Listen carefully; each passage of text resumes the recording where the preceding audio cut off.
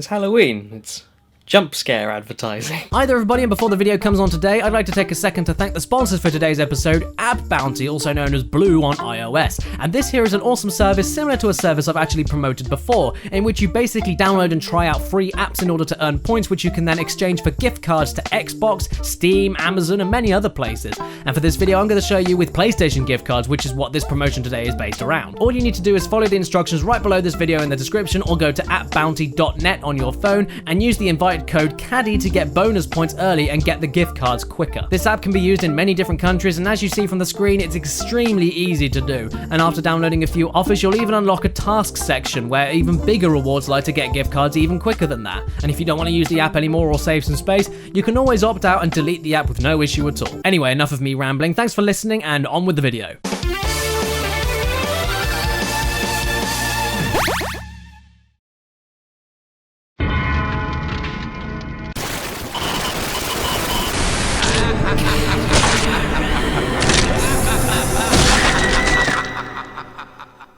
Greetings and salutations, my beautiful people, and welcome back to the Map Arr. And today we're gonna be... Oh my god, wait.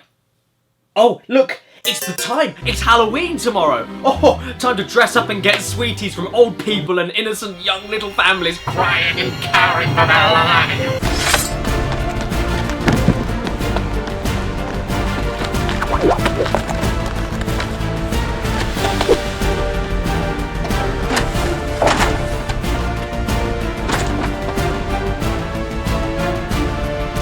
I'm Deadpool, and here are my top 10 favourite horror games ever made. Not scary, it's just my favourites. And please remember that this is my list and not yours, and only one game per franchise. Thanks! Along with fear being subjective, it's also slightly subjective on what people would consider a horror game in the first place. That's why for me, the line between action and horror is pretty blurred with number 10, but overall I think it scared me more than it got my blood pumping to shoot everything like in Doom. Metro Last Light. A post-apocalyptic FPS and a sequel to the equally great, if a little bit dated, Metro 2033. It may look like a bit of a generic FPS and not worthy of one of my favourite horror games ever, but no.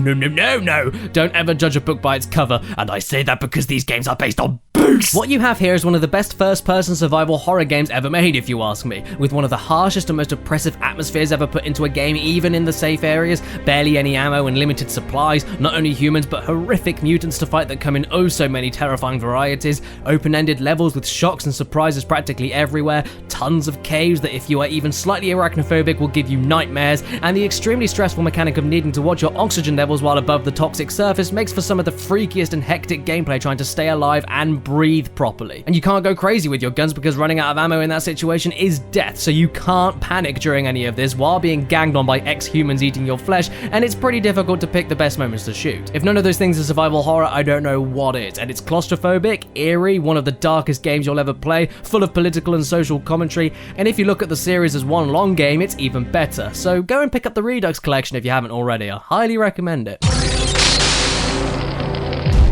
Number 9 belongs to a game that I must admit has really grown on me over the years despite very mixed audience reception overall. The Evil Within, the latest game from classic Resident Evil Shinji Mikami, is not a highly original game from mechanics, as it borrows or just flat out uses ones that made third-person survival horror great in the first place. But it's original practically everywhere else, from visual design, deranged, gory enemies, and how it revels in its own stupidity. The plot is bombastic and ridiculous, and the characters stereotyped to shit, but it's all self-aware with many stupid moments, like your partner needing you to get his glasses back even though that thing is guarding them. Seriously, that's the level this game stoops to, and it's magnificent. It's an explosive celebration of the genre, and it goes all over the place, from dark and atmospheric to outright just shooting everything. And it embraces every cliche, every Japanese horror trope, and even Western horror trope. Constantly switches things up with different enemies, crazily different environments, utterly beautiful scenery that you can just take in, right next to suspenseful and heart-ripping survival moments with no ammo and no space to move. Extremely tense stealth segments against enemies that can kill you instantly. And did I mention this game is beautiful? In an open throat surgery kind of way. And yeah, it takes elements from every other survival horror of the past decade, but they are still very fun to play with, satisfying, well-balanced, and complement the ridiculousness perfectly. It even managed to do insta-kill threats well by making them completely stoppable or really slow, making you feel like you can escape them, but still making you quiver in your boots whenever they aren't there as you wait for them to pounce more. Don't play the game with the letterboxes though, that just makes it fucking shit. I was originally going to put the ingenious design of SCP Containment Breach here with its multiple mechanically conflicting aliens trying to kill you in a randomly generated lab, and the fact that even the first enemy you see teleports when you blink, and blinking is a strategic gameplay element in itself that you either do or the game does automatically as you try and explore and stay alive. So brilliant, and that's not even including all the other monsters, but my money for pure terror goes to SCP-087-B, the perfect experiment of pushing a player's tension and curiosity to the max. All you do in this game is walk through a dark and iniquitously designed series of hallways, and the hallways are the monster here pretty much. The real threat coming to get you isn't even that frightening, all things said, but your mind is your worst enemy with this game as you wait for the next scare, the next noise, the next bit of random speech from a demonic presence, the next loop of the gloomy, droning ambient noises. And yeah, this thing may not be too scary, but when you're in the moment, you'll swear it's right behind you after your first death. And that's all this game is, and as far as I'm aware, it does have an ending, but the game taunts you from the start. Is the suspense worth it? Are your doctor's bills for every heart attack you'll have worth it? Are you going to let a game about walking into brick walls stop you? It's just fucking cruel. You think that 2D Silent Hill isn't possible? Lone Survivor, or more fairly the director's cut because everything in that is improved, tells the story of a man with lots of friends who is dead, but he woke up and decided it was opposite day. And don't let the pixelated style fool you, because this game, packed with the traditional Silent Hillisms such as save areas, strategic bullet usage, a big looping world with a map system to get around, vile creatures, and unbearable darkness, has more than one moment that surprised the absolute fuck out of me from how unexpected or disturbing it can often be. The visuals are great, and the sound design, as I've said before in some other videos, is some of the best I've ever heard, bar none. And if you want to play this game, do it with headphones. It will scare you from sound alone, I promise you. Popular dead person, I mean Lone Survivor. Number 6, speak of the devil, is Silent Hill 3, and it's also a game about the devil. Devil.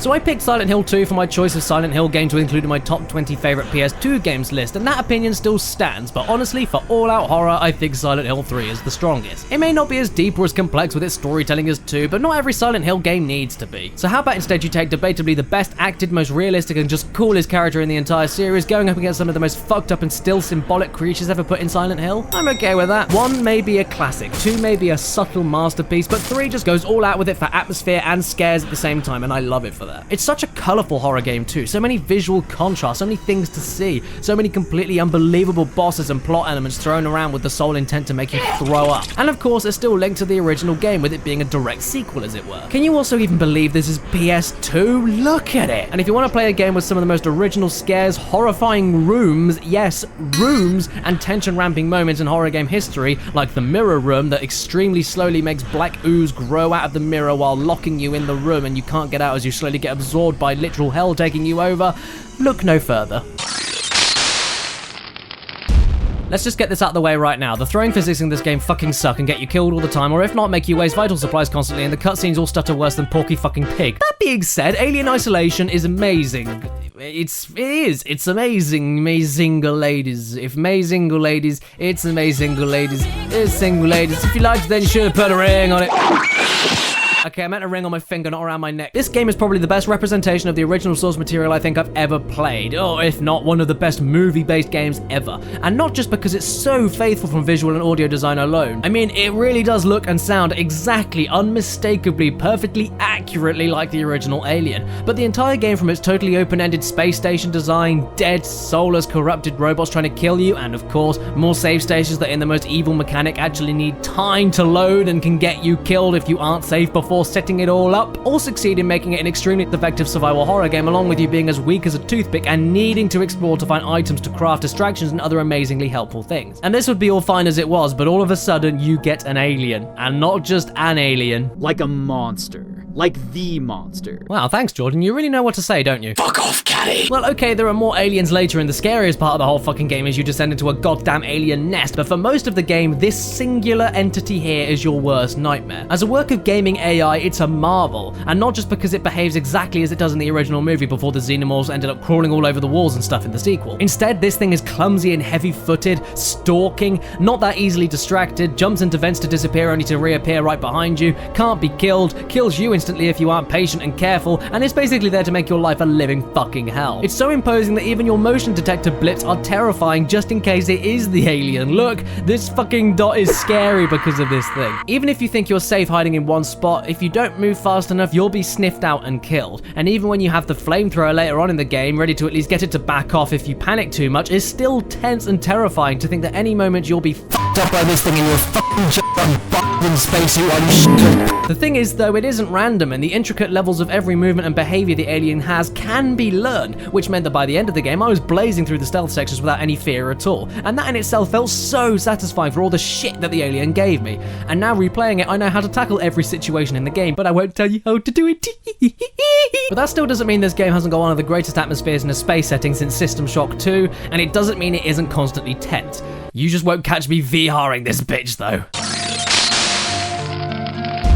Number 4 goes to the ever so dissected and ever so perfect Resident Evil Remake. What can I say about this game that hasn't already been said before? Well, nothing really, but this is one of the most masterfully crafted and beautiful horror games ever made, with some of the most unique monsters that have ever been put into a game. It not only feels like a great adventure that makes you feel like you're truly conquering every room and outdoor area of the horrid mansion, getting stronger and better equipped, but then throwing bigger threats at you to quickly push you off your high horse, but for just 2 reasons that splice together and explain why I love this game so much, here we go. 1, the level design. Even after playing the game through once many years ago, I have still never forgotten the design of the mansion and the surrounding buildings because it's that memorable. Every room is distinctive for different reasons, whether it be music, colors, enemies, animated backdrops, creatures hiding in the corners, and they all loop around each other to make you feel like you're really exploring and staying alive with no objective marker. And 2, the Crimson Heads. Regular zombies that you can kill with your limited ammo never actually die unless you get a headshot, and because of the brilliant level design and revisiting of high traffic areas, you'll be holding your breath every time you walk past a zombie you shot down earlier, or ones you neglected to set on fire with your limited fuel and limited carrying capacity,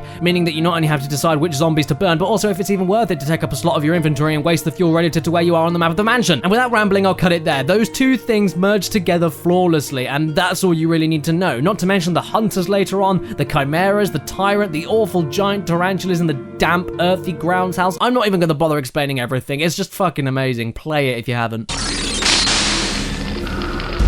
Okay, I don't know if I've actually spoken about this game that much before, but here we go either way. You could call it a detective thriller, but I call Condemned a fucking great horror game. It's as gory as any other horror game, as psychologically fucked as any other horror game, like with those humping mannequins. It's as abnormal and as abhorrent as any other horror game, with some of the most awful parts of a case that you need to solve. And if it weren't just for the gritty presentation and demonic moments in the story, it wouldn't be too bad, but it's the magnificent and brutal melee-centric gameplay here and mangled enemies that not only throws drug addicts and angry drunks at your face constantly and makes them hide behind walls and run away into the darkness to scare the shit out of you later, but the gameplay makes you deal with this shit in your face. Guns and bullets are rare, meaning the game needed to shine with its hands-on melee fights, and the way it does that with triggers all on realistic swinging, blocking, counter-attacking, impeccable and disgusting sound effects, and realistic reactions to the pain you're given makes a game that was already in your face even more in your face. You feel part of everything here, and it's extremely brutal and makes you feel uncomfortable, yet it's satisfying it's all hell. Match all of this into gruesome crime scenes that you need to piece together, lots of puzzle solving with different gadgets that you need, and an atmosphere from start to end that's extremely familiar with lots of locations and wants to squash you from how heavy it is. And you get a game that when I was younger actually made me a little bit spooked to walk home anywhere at night because of some of the scenes in the game and how much they looked like real life. Also, there's a cut up man in a locker that you have to take pictures of because you think he's dead, and then he does this. Help me. Help is on the way. Who did this to you? That's all you have to say? Not even a scream? What the fuck is wrong with you?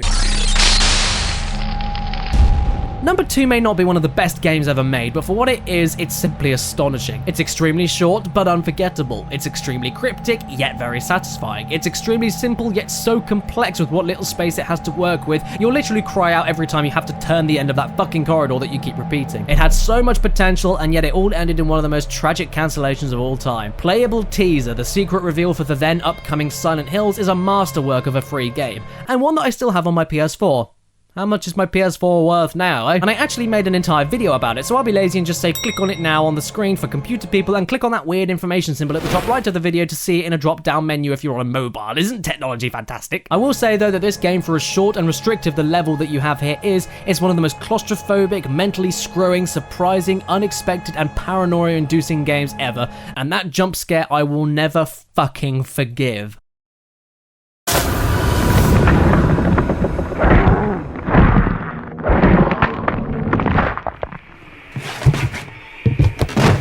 Before we get to number 1, Deadpool would also like to talk about some honourable mentions today. So we have Call of Cthulhu and Eternal Darkness, I Have No Mouth and I'm a Screen, Until Dawn, Dead Space, and Clive Barker's Undying. And also I really need to get around to playing Sanitarium at some point. Anyway, Deadpool away, I want some sweeties! Oi! Give me sweeties! I know you're in there, I want sweeties!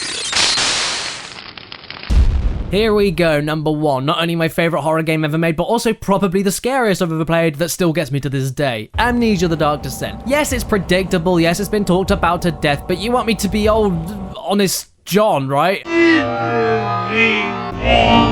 So yeah, why do I consider this my favourite horror game? It's not the best looking game on this list, nor the deepest with gameplay, but all it's concerned about is making you wake up with amnesia, and not only have your main character confused and remembering everything that happened in this demented castle that you're in, but also the player confused by battling multiple gameplay mechanics with no single straight objective and no single straight story, as you're uncovering everything bit by bit, being disturbed by the monstrous shitheads and other characters, and then being even more disturbed as you piece together why this is all happening. It's a game set out to disorient and unsettle you from the start, and it doesn't just do it from presentation and story, but gameplay also. Instead of just entering a room and running away, there are conflicts of priorities constantly. You could be solving a puzzle that requires exploring different rooms for each piece while hiding for your life as the distorted music swells. Then solving said puzzle while checking behind your shoulder for something that can be following you. You could be putting your lantern out to keep hidden in the darkness away from the monsters, but doing this also affects your sanity, making you see and hear awful things to not only freak you out, but also distort your play even more and make the game harder. Cowardness is not rewarded, slow thinking is not rewarded, and the idea of being killed to then play through minutes of it all again that you already conquered your fears with is enough to make death terrifying. Basically, Amnesia rocks, and I don't think any other attempt of its style has bested it. And there you have it, everyone. My top 10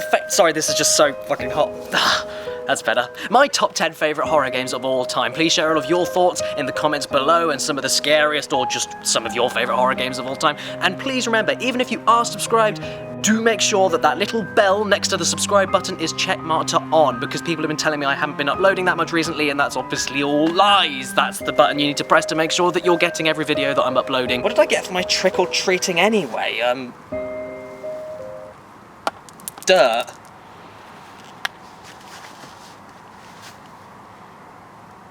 And a Werther's original with some fluff on it. Oh, Halloween fucking sucks. Oi! You gave me shit sweeties! Where's your Halloween spirit? Open up, I know you're in there. Open up or I'll trick you. Oh! What? Trick or treat, motherfucker! You got your treats. What, dirt and a fluffy Werther's? Yes, they're special treats for the lucky little ones. Oh, I don't need this shit.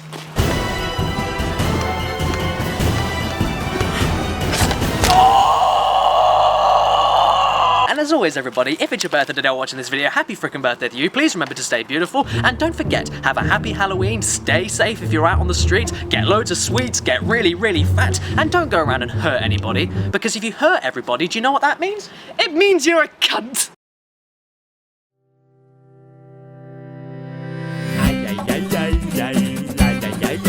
Subscribe.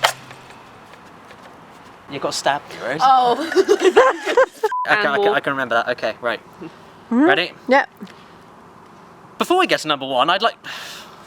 I can't remember it. I'm Deadpool, and here are my... fuck.